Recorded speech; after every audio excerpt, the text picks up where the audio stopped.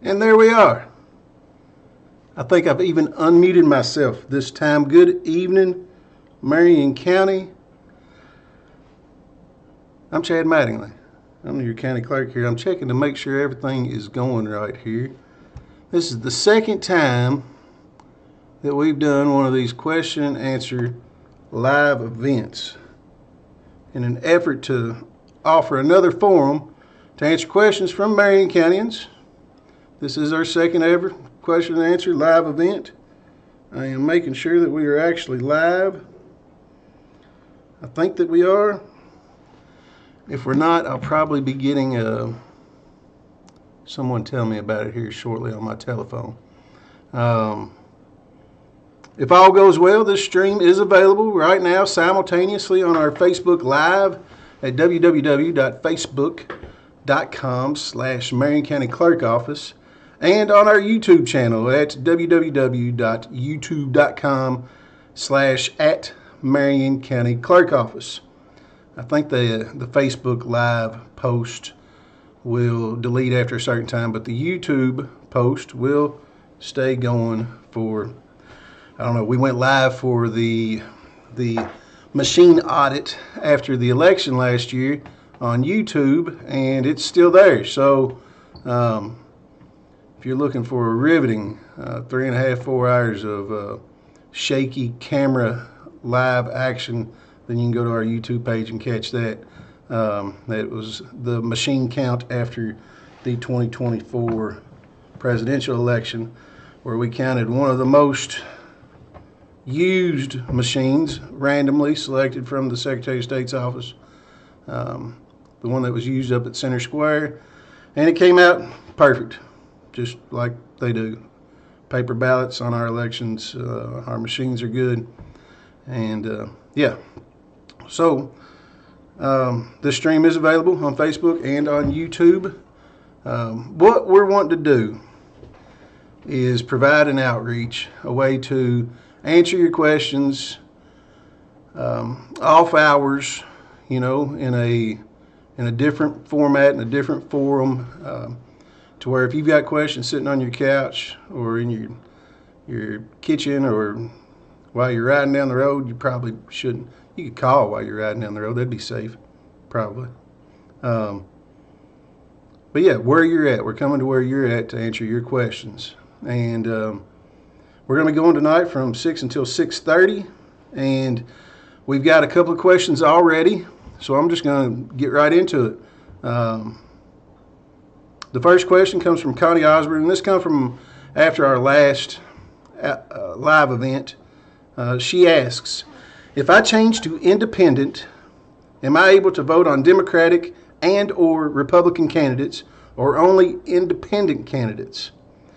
And I'm assuming that Connie's talking about the primary election, and really that's the that's the impetus about this whole. That's what got the wheels turning about going live and trying to do a question and answer session, is the confusion with primary elections.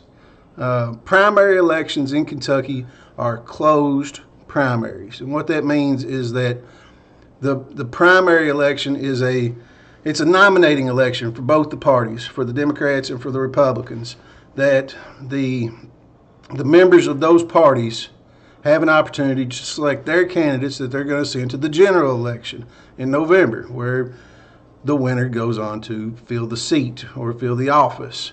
And you must be a member of that party to vote in that primary election. Only registered party members are allowed to vote.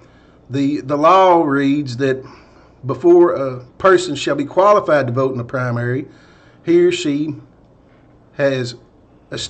shall have been a registered member of the party in whose primary he or she seeks to vote on December 31st, immediately preceding the primary. And you're going to see on the screen some of this information.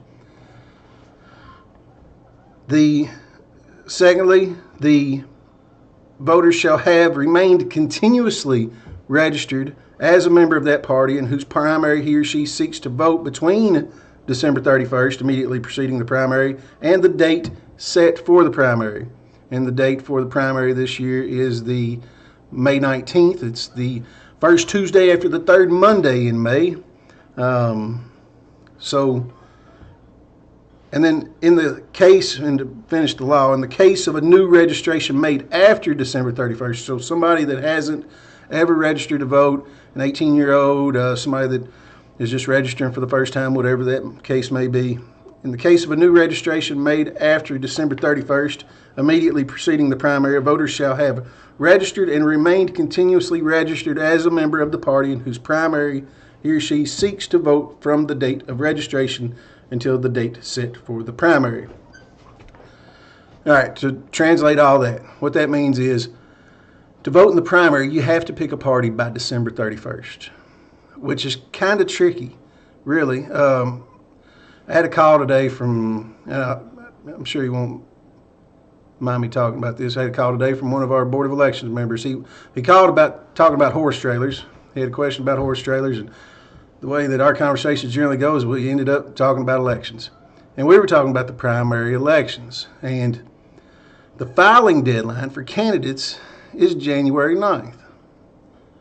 But the deadline to pick a party for voters is December 31st. So there could be a candidate that you're really interested in voting for in a certain primary party election that files after December 31st, but by that point you've already picked your party. So to translate it all, to vote in a primary election in May, you have to have registered for a particular party, to be a member of a particular party by December 31st, and you must stay registered with that party until the primary election. Now, after the primary election, when you get to the general election, you can vote for whoever you want to vote for. You can vote for an independent, a Democrat, a Republican, a Democrat on this office and a Republican on this office and an independent on this office, or skip a vote on another office if you don't like any of the candidates. In the November general election, you're not bound by party in any way at all. But in the primary, you are. And that has to be decided by December 31st. And that's coming up pretty soon. And you can only vote in one party's primary.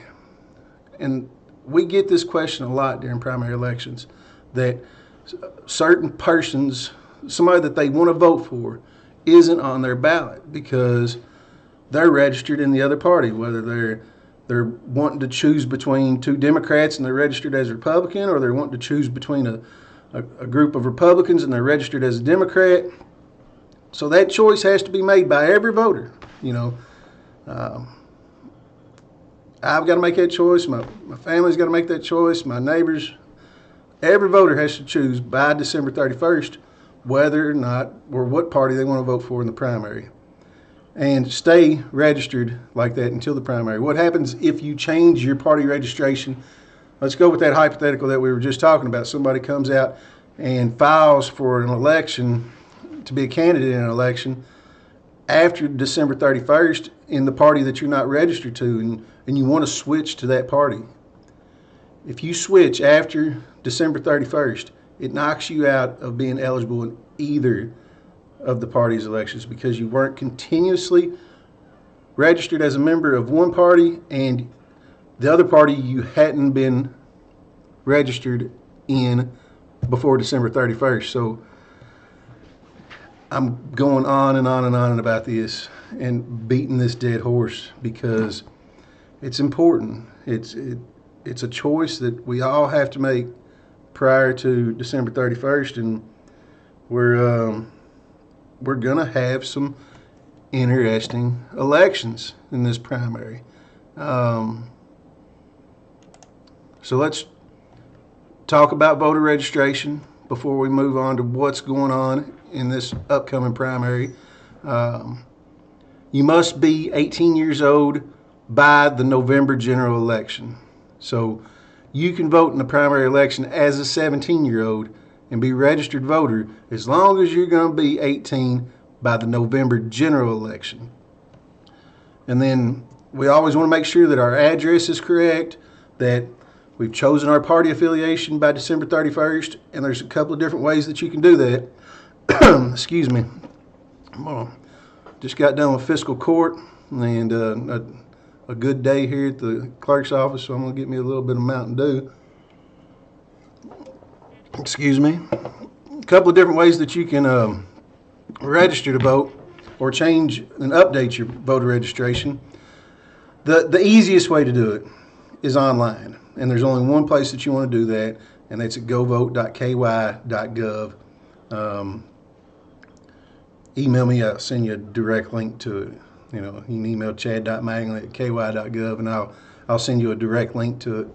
But you go to govote.ky.gov. That's your one-stop shop for all elections in Kentucky. That's where you can request an absentee ballot, check your voter status, check polling locations.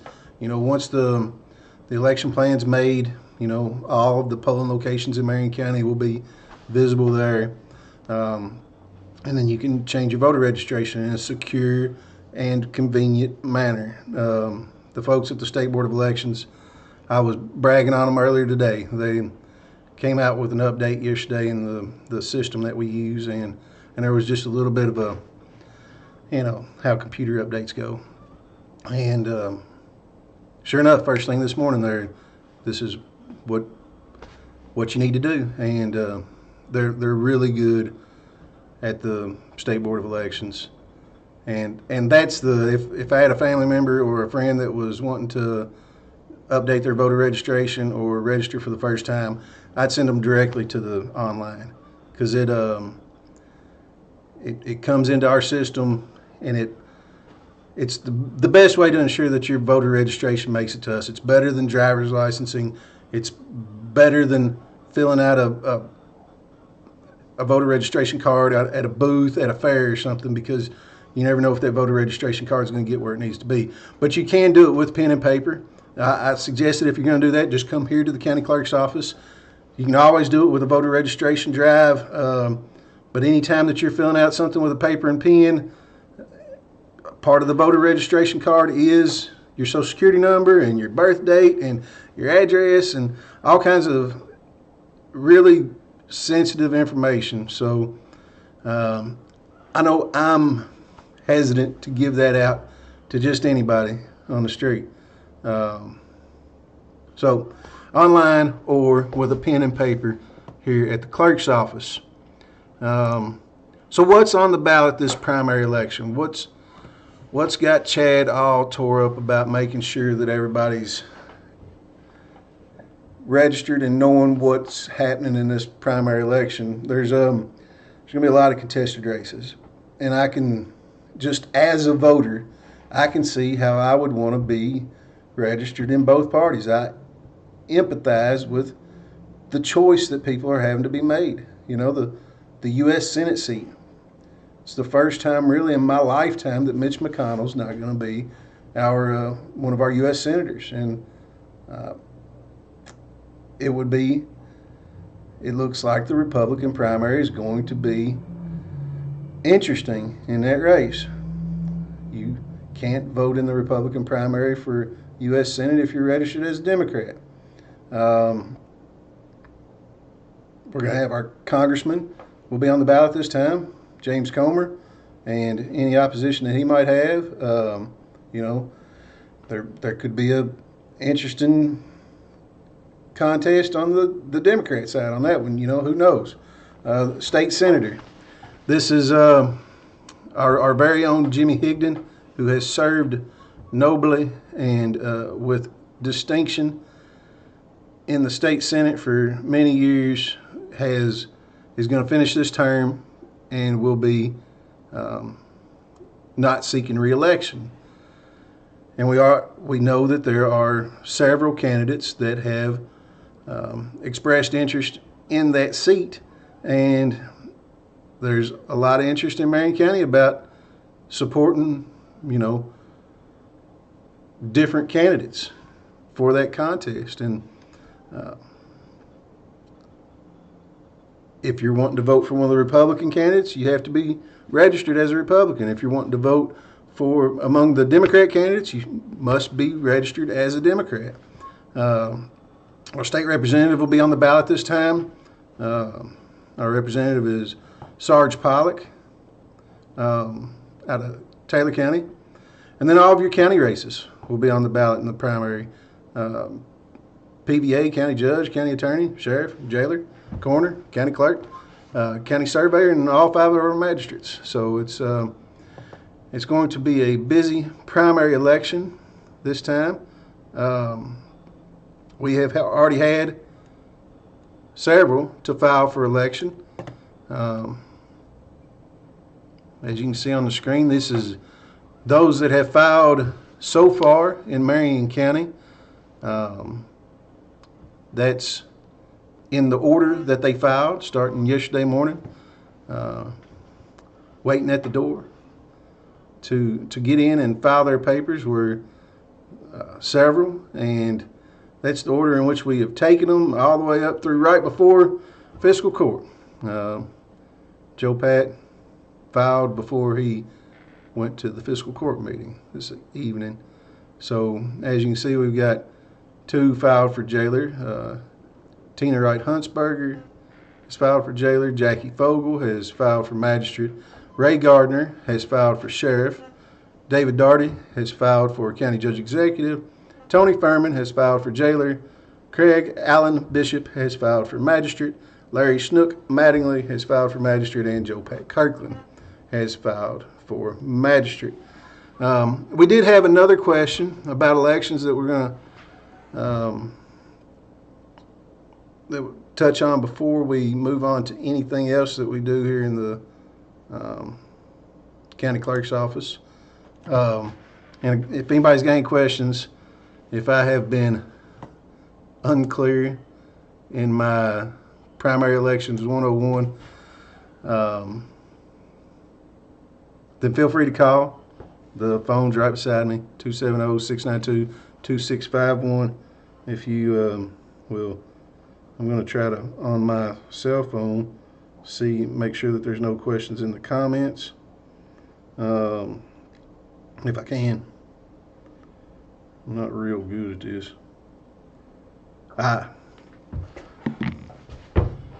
This is the other question that we wanted to touch on before moving on past elections. Connie Osborne asking about, and this was really a big topic a few months ago. It doesn't look like it hasn't moved anywhere quite yet. But a federal mandate that the citizenship of all voters be verified prior to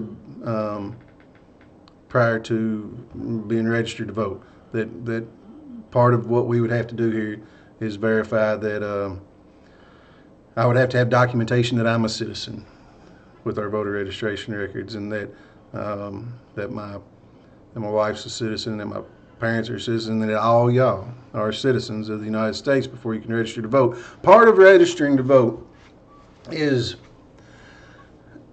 the voter registration card. You're attesting to several things. One of them that you're going to be 18 years old, one that you're not a felon, one of them that you're, let me see, I can pull that up real quick if I go to the voter registration. Just so happens to be one of my tabs open on my phone. You're attesting to several things. The voter is attesting to several things. Current resident of Kentucky, be 18 years of age on or before the next general election, not a convicted felon, and if you have been convicted, that your rights have been restored either by expungement, executive pardon, or executive order, that you've not been judged incompetent by a Kentucky court of law, that you don't claim a right to vote anywhere outside of Kentucky, and that you are a U.S. citizen. These are things that every voter, that when you register to vote, that you are swearing to. Well, there's going to be a federal law that was going to say that it was going to be on the election officials, the registrar, the county clerk in the case in Kentucky, to verify and have documentation that every one of those registered voters are citizens. And part of that was going to be like if you had ever got your real ID. If you've ever got your real ID, you go in and you take a birth certificate. Now, the funny thing about this federal law was that the law was going to allow birth certificates, but the executive order was not going to allow birth certificates. But anyway, if you get a real ID, you have to present your birth certificate. And if your name does not match your birth certificate, you got to establish a paper trail, whether it be marriage licenses or name changes, or how you got to be from your maiden name. In most cases, it generally affects women more than it does men. How you got from your maiden name or your birth name to your current name. And that would have been documentation that we would need for voter registration. That has not passed. We do not have to have that. Right now, we still go with the tried and true method of voter registration, which is you fill out a voter registration card, we register you to vote. Don't lie, because they'll prosecute you. That's where we're at right now. So no, Connie, right now you don't have to present a birth certificate when registering to vote.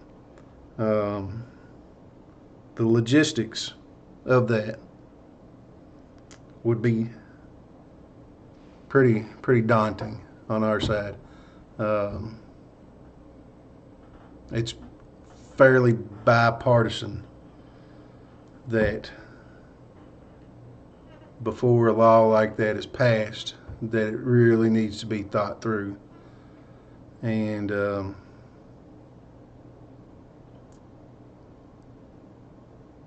because especially in Kentucky, I was on another county's website earlier today. They were we were trying to figure out a new law about putting the candidate filings on our websites, and I was looking at their website to see what they were going to do, and they had a piece on there about the security of Kentucky elections, and Kentucky elections are tremendously secure.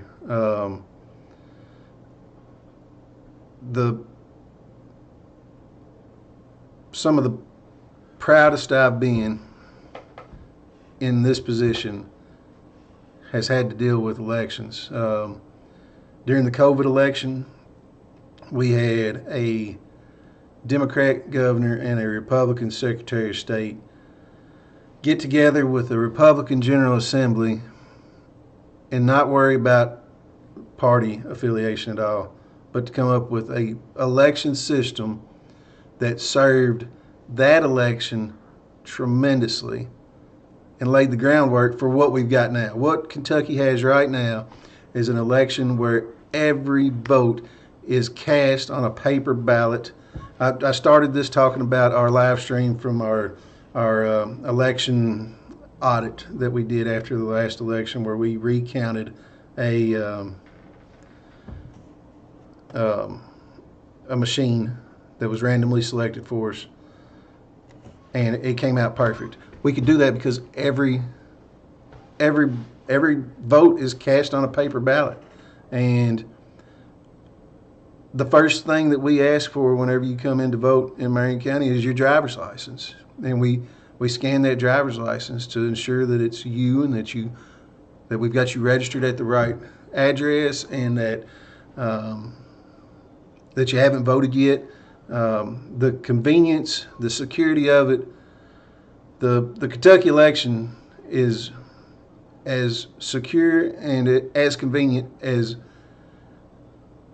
I don't know what they do in all the other states, but it's something that you should be proud of as a Kentuckian, and that's, you know, a credit to our Secretary of State and our General Assembly and our governor and our State Board of Elections, and, you know, the precinct election officers that are in each one of these polling locations, from Holy Cross to Gravel Switch to, you know, Raywick and Bradfordsville and Lebanon and Loretta. We've really got a good system that you can be proud of. It's a system that is that, you know, it's not perfect, but it's really good.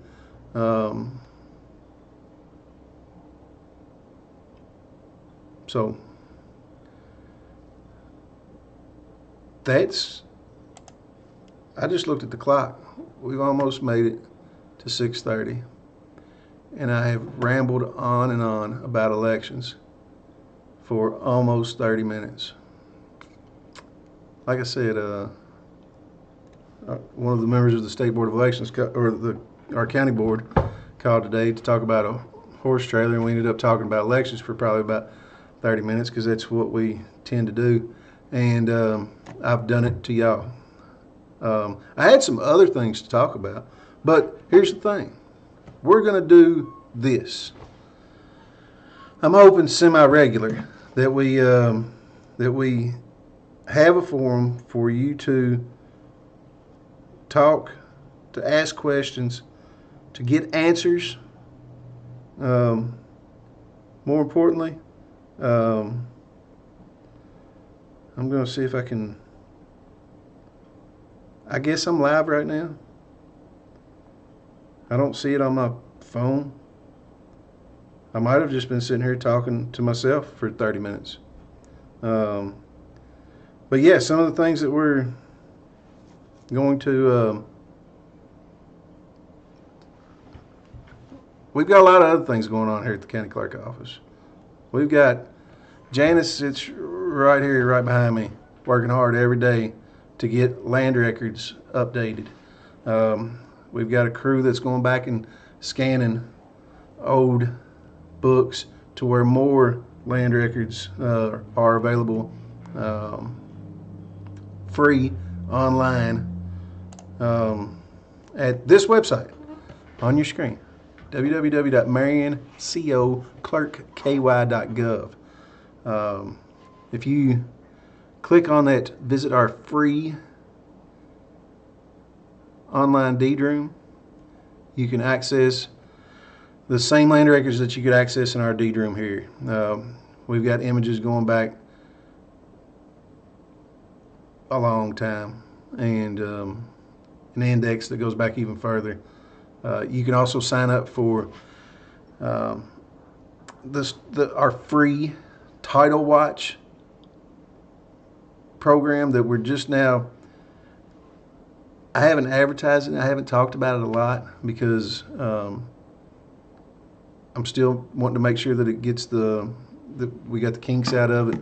But you hear a lot of radio ads, you hear a lot of TV ads about deed fraud and that kind of thing.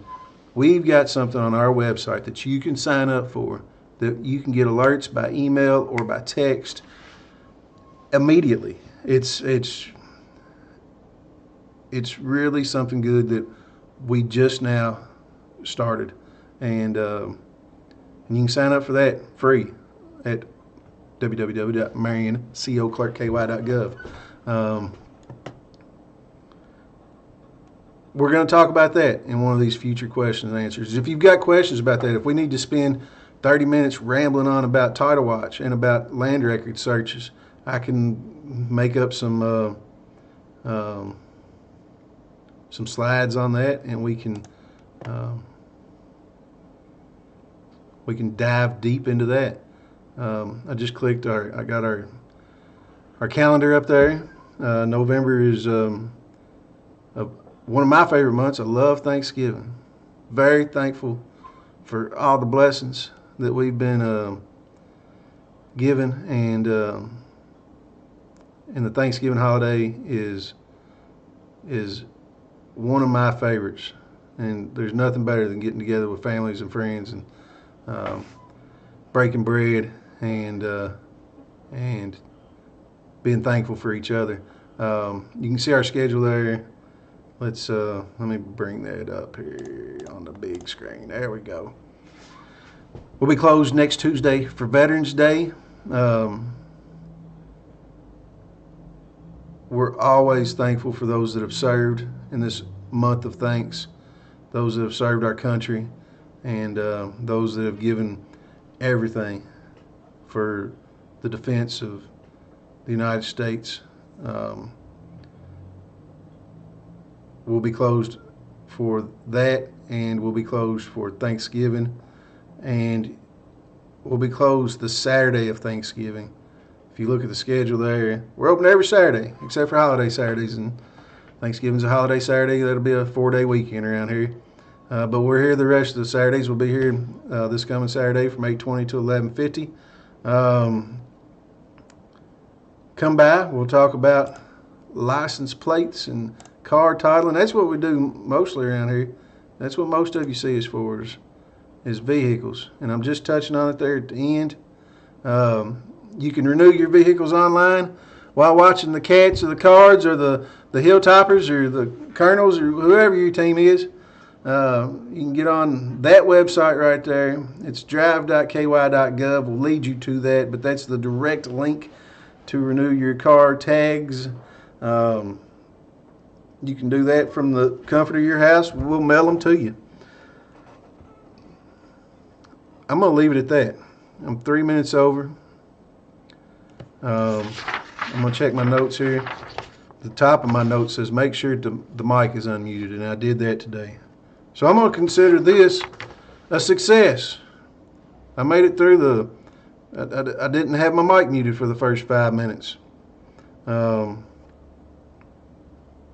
So on behalf of everyone here at the Marion County Clerk Office, I want to thank you for allowing us to serve you. I want to thank you for those of you that asked a question, and to those of you that have made it this far into the stream or the recording. I've got some roast taters and carrots waiting on me at the house. So wishing you and yours a great night. I'm Chad Mattingly, your Marion County Clerk.